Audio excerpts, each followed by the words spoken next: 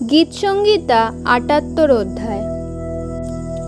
হে আমার স্বজাতি, আমার উপদেশ শ্রবণ করো, আমার মুখের বাক্যে কর্ণপাত করো।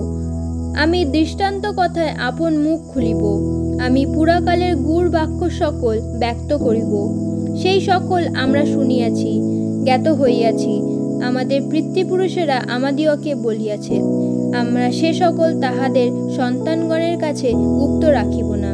উত্তরাকালীন বংশের কাছে সদাপ্রভুর প্রশংসা বর্ণনা করিব, তাহার পরাক্রম ও তাহার কৃত আশ্চর্য ক্রিয়া সকল বর্ণনা করিব। তিনি যাকবের মধ্যে সাক্ষ্য দাঁড় করাইয়াছেন, ইসরায়েলের মধ্যে ব্যবস্থা স্থাপন করিয়াছেন, যাহা তিনি আমাদের পিতৃপুরুষদিওকে আজ্ঞা দিয়াছিলেন, যেন তাহারা আপন আপন সন্তানগণকে তাহা জানান, যেন উত্তরকালীন বংশ অর্থাৎ যে সন্তানগণ জন্মিবে তাহারা তাহা জানিতে পারে এবং উঠিয়া আপন আপন সন্তানগণের কাছে তাহার বর্ণনা করিতে পারে, যেন তাহারা ঈশ্বরের প্রত্যাশা রাখে এবং ঈশ্বরের কার্য সকল ভুলিয়া না যায়, কিন্তু তাহার আজ্ঞা সকল পালন করে, যেন আপন পিতৃপুরুষদের ন্যায় না হয়, যাহারা অবাধ্য ও বিদ্রোহী বংশ ছিল। সেই বংশ আপনাদের চিত্ত স্থির করে নাই, তাহাদের আত্মা ঈশ্বরের প্রতি বিশ্বস্ত ছিল না। ইফ্রিয়মের সন্তানগণ সসহ্য ও ধনুর্ধর ছিল, সংগ্রামের দিনে তাহারা হটিয়া গেল, তাহারা ঈশ্বরের নিয়ম পালন করিল না, তাহার ব্যবস্থা পথে চলিতে অস্বীকার করিল, তাহারা তাহার কার্য সকল ভুলিয়া গেল, সেই সকল আশ্চর্য কার্য যাহা তিনি তাহাদিওকে দেখাইয়াছিলেন। তিনি তাহাদের পিতৃপুরুষদের সাক্ষাতে নানা আশ্চর্য কার্য করিয়াছিলেন, মিশর দেশে শয়নের মাঠে করিয়াছিলেন। তিনি সমুদ্রকে দ্বিধা করিয়া তাহাদিওকে পার করিয়াছিলেন, জলকে স্তূপাকারে দাঁড় করাইয়াছিলেন। তিনি তাহাদিওকে পথ দেখাইতেন, দিবসে মেঘ দ্বারা এবং সমস্ত রাত্রি অগ্নির আলোক দ্বারা। তিনি প্রান্তর মধ্যে শৈল বিদীর্ণ করিলেন, তাহাদিওকে যেন জলধি হইতে প্রচুর জল পান করাইলেন। তিনি শৈল হইতে স্রোত বাহির করিলেন, নদীর ন্যায় জল বহাইলেন। তখনও তাহারা পুনঃ পুনঃ তাহার বিরুদ্ধে পাপ করিল, মরুভূমিতে পরাৎপরের বিদ্রোহী হইল। তাহারা মনে মনে ঈশ্বরের পরীক্ষা করিল, আপনাদের অভিলাষ পূরণার্থে ভক্ষ চাহিল। আর তাহারা ঈশ্বরের বিরুদ্ধে কথা কহিল, বলিল, ঈশ্বর কি প্রান্তরে মেদ সাজাইয়া দিতে পারেন? দেখো, তিনি শৈলকে আঘাত করিলে জলধারা বহিল, স্রোতধারা প্রবাহিত হইল। তিনি কি অন্নও দিতে পারেন? আপন প্রজাদের জন্য কি মাংস যোগাইবেন? অতএব সদাপ্রভু তাহা শুনিয়া ক্রোধান্বিত হইলেন, যাকবের বিরুদ্ধে অগ্নি প্রজ্বলিত হইল, ইসরায়েলের বিরুদ্ধে কোপ উঠিল, কেননা তাহারা ঈশ্বরে বিশ্বাস করিত না, তাহার পরিত্রাণে নির্ভর করিত না। তবু তিনি উপরিস্থ মেঘমালাকে আজ্ঞা দিলেন, আকাশমণ্ডলের দ্বার সকল খুলিয়া দিলেন। তিনি ভক্ষের জন্য তাহাদের উপরে মান্না বর্ষণ করিলেন, তাহাদিওকে স্বর্গের শস্য দিলেন, মনুষ্য পরাক্রমীদের খাদ্য ভোজন করিল। তিনি তাহাদের তৃপ্ত পর্যন্ত ভক্ষ পাঠাইলেন। তিনি আকাশে পূর্ব বায়ু বহাইলেন, তিনি পরাক্রমে দক্ষিণ বায়ু চালাইলেন। তিনি তাহাদের উপরে মাংসকে ধূলির ন্যায়, পক্ষীধারী বিহঙ্গকে সমুদ্রের বালির ন্যায় বর্ষণ করিলেন।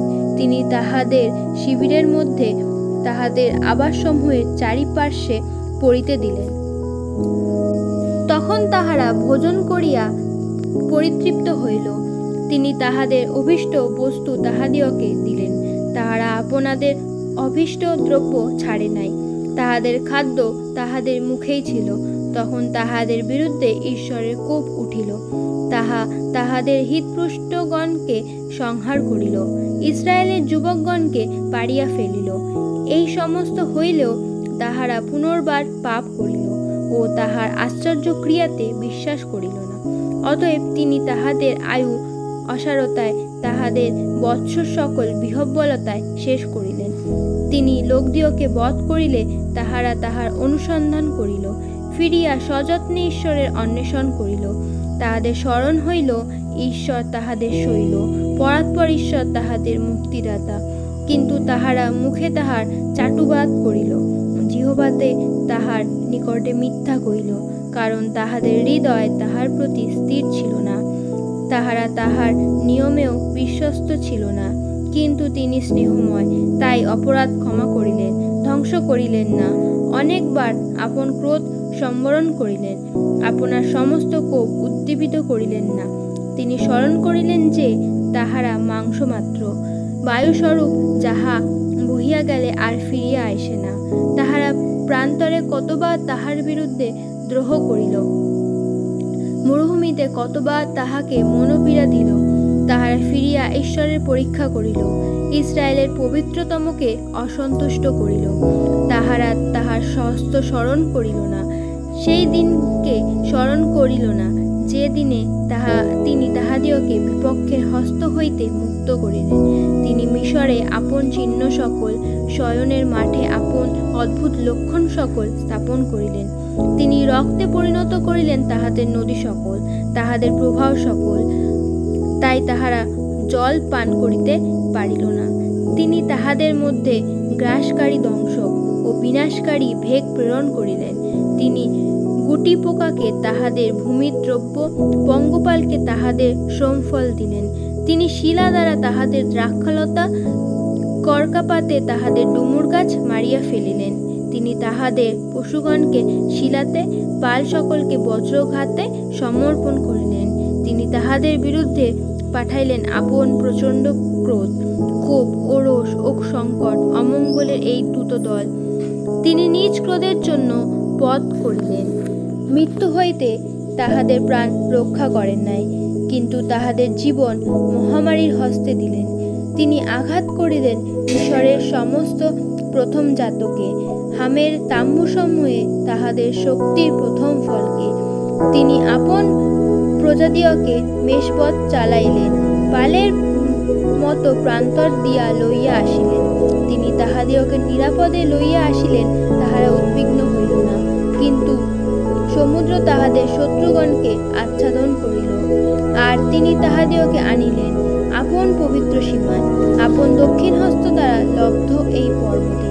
তিনি তাহাদের সম্মুখ হইতে জাতিগণকে দূর করিলেন, মানরজ্জু দ্বারা অধিকার বিভাগ করিয়া তাহাদিওকে দিলেন। ইসরায়েলের বংশদিওকে তাহাদের তাম্বুতে বাস করাইলেন। তথাপি তাহারা পরস্পর ঈশ্বরের পরীক্ষা করিল, তাহারা বিদ্রোহী হইল, তাহার সাক্ষ্য সকল পালন করিল না। তাহারা সরিয়া গেল, তাহাদের পিতৃপুরুষদের ন্যায় বিশ্বাসঘাতকতা করিল। তাহারা বঞ্চক ধনুকের ন্যায় পার্শ্বে ফিরিল, কারণ তাহারা আপনাদের উচ্চ স্থলসমূহের দ্বারা তাহাকে অসন্তুষ্ট করিল। আপনাদের খোদিত প্রতিমাগণ দ্বারা তাহার অন্তর্জ্বালা জন্মাইল। ঈশ্বর তাহা শুনিয়া ক্রোধান্বিত হইলেন, ইসরায়েলকে অতিমাত্র ঘৃণা করিলেন। তিনি শিলস্থিত আবাস ত্যাগ করিলেন, সেই তাম্বু যাহা তিনি মনুষ্যদের মধ্যে স্থাপন করিয়াছিলেন। তিনি আপন বল বন্দিদশায় আপন শোভা বিপক্ষকে হস্তে দিলেন।